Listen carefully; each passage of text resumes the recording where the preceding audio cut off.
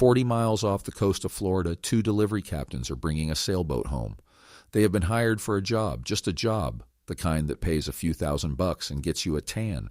They have no idea that for hours an aircraft has been tracking them. They have no idea that a Coast Guard cutter is closing the distance behind them. They have no idea that they are about to become the unwitting cast in the strangest open water seizure the agency has run all year. And then the loudspeaker cracks across the wind. "Captain, how many people on board? Any weapons? Do not reach for them." The captain answers, polite, professional. He says they are heading north. He says they are bringing the boat to the owner. And then a Coast Guard officer leans across the rail and tells him, in a voice that does not bend, that the boat is being seized. There's a long pause on the audio. And then you hear one of the captains say 2 words under his breath that tell you everything about what this boat actually is. Oh, shit. That sailboat has a name. The boat is Soulmate. And the man who owned it was 1,000 miles away, sitting safely on dry land while the worst storm of the season slammed the very water the Coast Guard had crossed to come and take it back. Her name was Lynette Hooker, 48 years old, a daughter, a mother, the kind of woman who wore the same scarf in every photo because she liked the way the sun lit it up. She lived on that sailboat for years. The Caribbean was her backyard. She had a pink Apple Watch, a pink weight belt, and a circle of friends across 6 islands who texted her almost every day. 6.5 weeks ago, in the shallow calm of the Sea of Abaco, between an island called Lubber's Quarters and the harbor at Marsh Harbor, Lynette stopped existing in the world above the waterline. Her husband Brian came back alone. He told a story.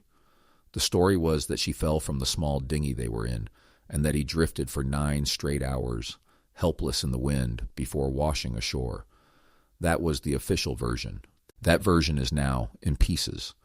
If you watched the last episode I posted on this case, you already know about the backup watch, the marine navigation watch he forgot to throw away, the data that showed a small electric dinghy circling deep water in 2 locations late at night when he claimed he was drifting nowhere. If that one shook you, follow the channel right now, because what came out this week is worse. And I do not say that lightly. I want to walk you through this in order, because the order is what makes it impossible. Start with the seizure itself. The Coast Guard had been watching that sailboat from the moment it left the Bahamas. The agency has jurisdiction that reaches a long way, but jurisdiction is not the same as permission, and inside the Bahamas they could not just board a vessel and tear it apart for evidence. So they waited. They let the boat come to them.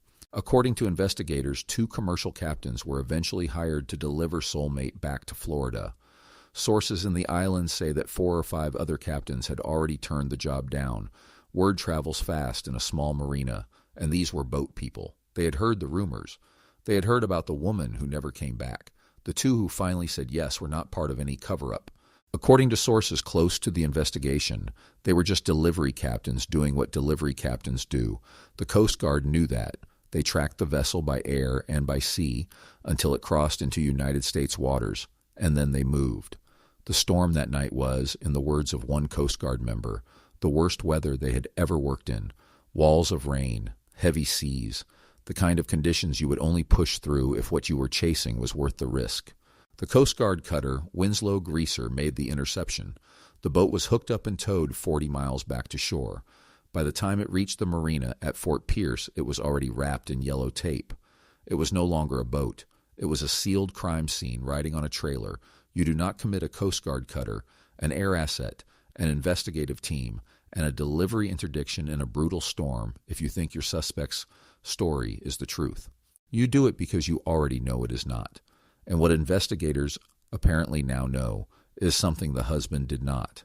He never thought anyone would notice that he came ashore twice. That is the new piece. That is the part that breaks the entire timeline. According to sources speaking to multiple outlets covering the case, the dinghy did not land where Brian said it landed.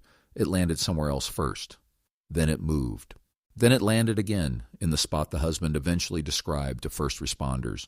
Think about that for a second. He told everyone he was a man without a working engine, helpless in the dark, drifting wherever the wind shoved him. A drifting man does not land. He washes up. Once. He does not pick a beach, get out, take a walk, and then reboard and pick a second beach more convenient for the story he is about to tell. That is not how the sea works. That is how a person works. A person who is steering. A person who has a destination. And once you put that detail on the table, everything else in his story starts looking like staging. Here's the part that should make the hair on the back of your neck stand up.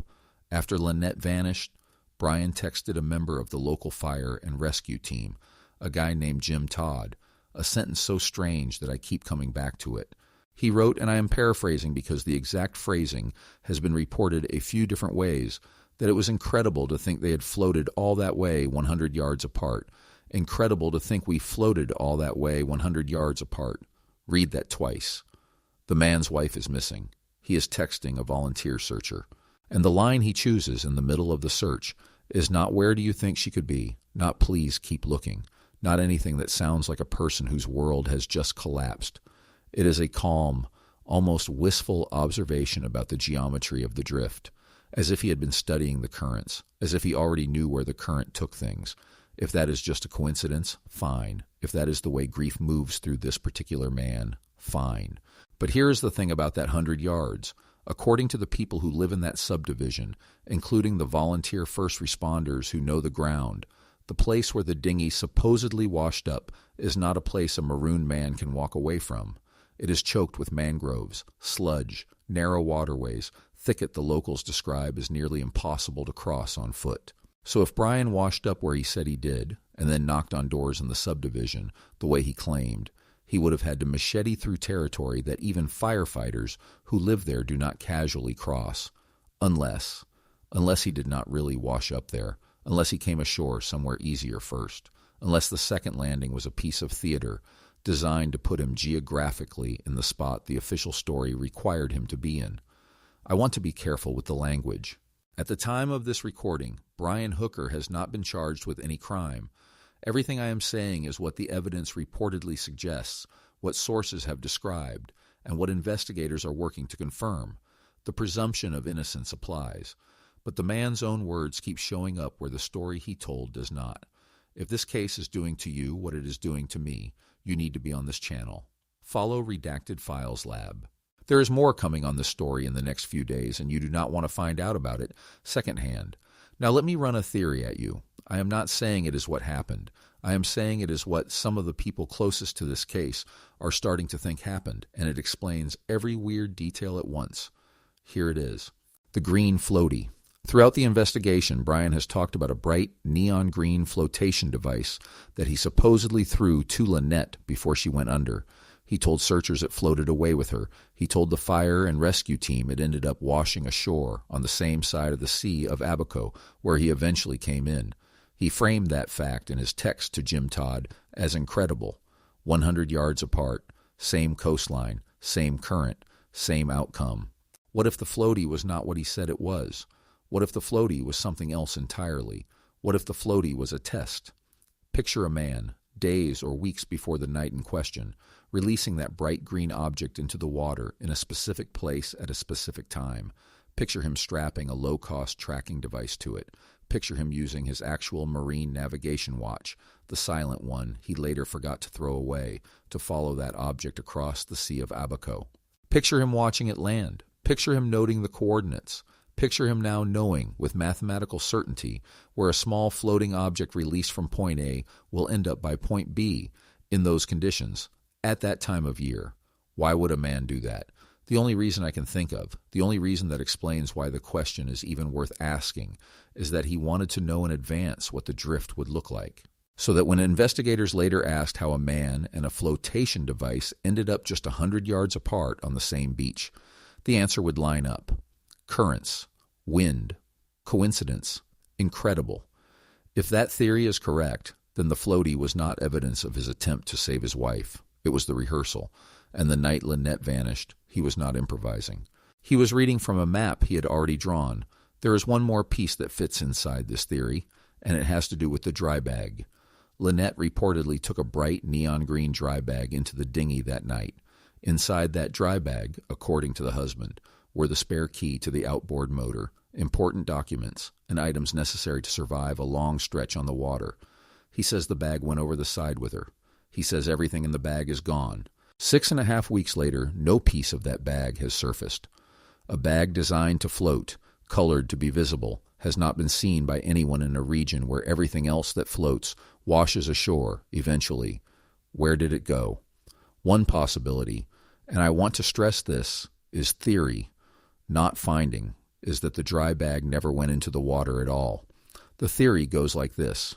After Brian came ashore the first time, in a more convenient spot than the one he eventually described to police, he had a window. A small one, but a window.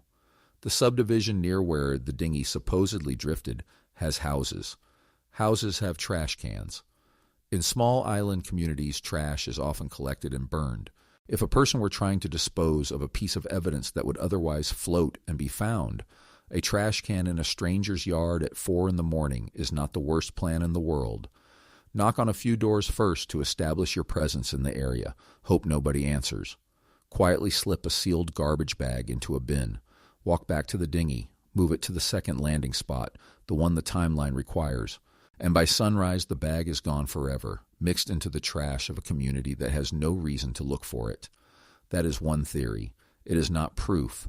It is what some of the people who have spent weeks reading every text and looking at every photo are starting to circle around as they try to explain the otherwise unexplainable. Now, I want to pull back and put this case in context, because I do not think enough people are talking about how this fits a pattern. About a year ago, there was a high-profile case in the United States where a suspect in a major investigation made what looked from the outside like genius-level decisions to avoid detection. He drove his own car. He turned his phone off, but not all the way off. He thought the gaps in his digital footprint would be invisible, and then a different gap, a tower ping at the wrong time of day, exposed him. He thought he was smarter than the system. He was not smarter than the system. He just thought he was. There is a category of person who gets caught for this exact reason. They believe they have outsmarted the trail. They take off the watch, but they keep the watch. They drive a quieter motor, but the quieter motor logs every cell of every battery. They land twice, but one of those landings leaves a digital footprint they cannot scrub. They release a green test object weeks before the night they need it, and they forget that the satellite and the marina camera and the friend who keeps every text message and the volunteer firefighter who screenshotted that strange sentence about 100 yards are all sitting in a room right now comparing notes. The watch, the dinghy circles in deep water, the 2 landings, the trash subdivision, the friend's text archive going back years, the marina cameras at the conch shack overlooking the moored boat, the Starlink and the tablets and all the expensive things a real thief would have grabbed, sitting untouched on a vessel where only the heavy body-hiding items went missing. Each piece on its own can be explained away. All of them together cannot. This week the Coast Guard sat down at the home of Lynette's mother. They sat across the kitchen table from her mother Darlene, her father Dan, and her adult daughter Carly. They collected DNA reference samples from all 3. Reference DNA is what investigators use to identify remains. You do not ask a grieving family for those samples casually. You ask for them when you are getting close. After the agents left, the family did something quiet and devastating. They took a photo together. 3 generations standing in a kitchen, holding each other up, photographed in the act of preparing themselves for the news they have been bracing for 45 days. That photo exists. It is real. And it is the cleanest evidence in this entire case that the people who knew Lynette best already know how this ends. They are not waiting for a miracle. They are waiting for a coordinate. 2 coordinates, actually. The Coast Guard has them. 2 specific spots in the Sea of Abaco where a small electric dinghy circled in the dark. On a night the husband claimed he was drifting somewhere else. The agency is ready to mobilize. Their dive team can be in the water within hours of a signed permission from the Bahamian government. Multiple sources have said that permission is expected. The family has given DNA. The dry dock is ready to receive the sailboat for full forensic processing. The friends who knew the couple have handed over years of text messages documenting every piece of equipment on board, including the items that are now missing. The Coast Guard cutter that towed the boat through the worst storm of the season did not do that for nothing. He has not been charged. As of this recording, no charges have been filed against Brian Hooker in connection with his wife's disappearance. He maintains the version of events he gave from the beginning. He is a man entitled to a presumption of innocence and a fair process, and the same legal protections any other citizen has. But the presumption of innocence is not the same thing as the presumption of credibility, and his credibility is, at this point, a smoking pile of inconsistencies that more or less anyone with a calendar and a map can lay out on a table. So here's the question I want from you in the comments, and I want a real answer, not a one-liner. Think about it. If a person plans something like this for weeks in advance, if they release a test object to learn the currents, if they program a marine watch with the coordinates of deep water, if they swap watches, silence their motor, land twice, hide the dry bag in a stranger's trash, and recite a 40-minute alibi to two of their closest friends without ever asking them to help search, and if all of that was nearly enough to get away with it, except for one stupid mistake, what is the one mistake you think is going to be the thing that decides this case in court? Is it the watch? Is it the second landing? Is it the green floaty? Is it the sentence in a text message about 100 yards? Tell me which piece you think is the one that holds the whole story together when a jury hears it. Follow Redacted Files Lab so you do not miss what happens next. The dive team is on standby. The DNA is collected. The boat is in dry dock. The next 24 to 72 hours on this case are going to matter more than the last 6 weeks combined, and I will be the first place you hear about it the moment something moves. One last thing before I let you go. There is another file in this series that I am opening soon. It involves a doorbell camera, a missing 18 minutes, and a husband who said his wife was in the shower at the exact moment the neighbors heard her car start up and drive away. I will see you in that one.